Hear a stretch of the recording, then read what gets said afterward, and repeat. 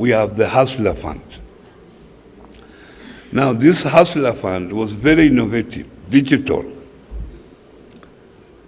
But the problem we have had with the Hustler Fund is that first round, 21,000 people borrowed money.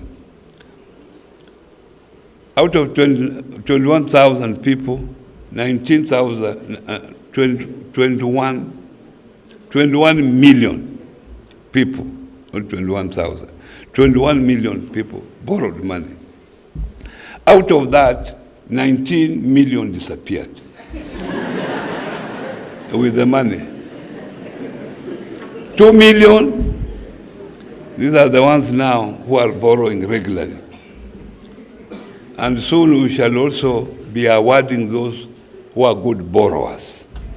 There's one already who is now borrowing up to 2 million and doing very good business. But this is public money which should be borrowed and repaid so that other people benefit from it. So for those 19 million, I'm coming for you.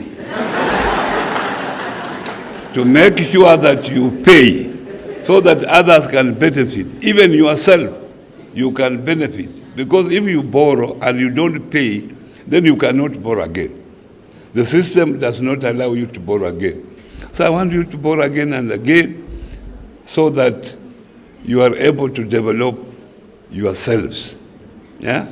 So we are coming up with a system that will now track you to know that where you are, you will see someone knocking. Can you pay the Hustler Fund back for the benefit of others?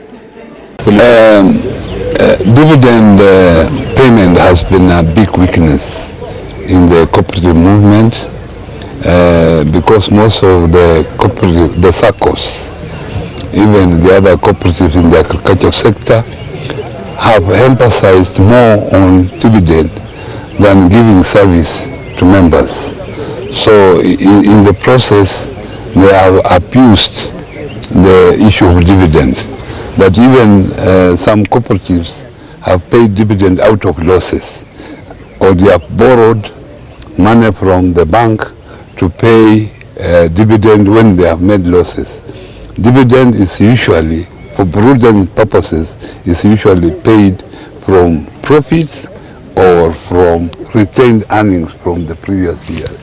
So we have decided as a ministry that the Commission of Cooperative will be issuing a guideline before the end of this year so that all cooperative societies and SACCOs follow that particular guideline that the ministry will give.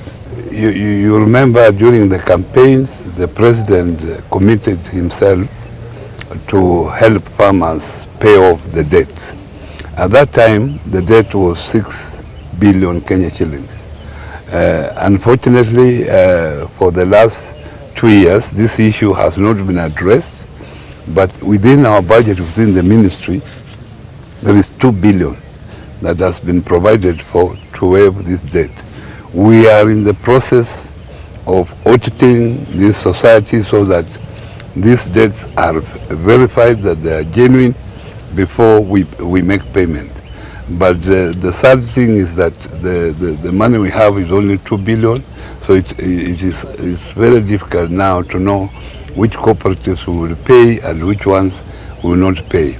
But things you need to work on, because when people get money, they are going to save money in the SACCOs. We will stop fighting for teachers. When TSC says it's employing 15,000 teachers, the members of KETA are saying, how do we get these people? They fight, they almost kill each other. They give a reasonable dividend to attract people.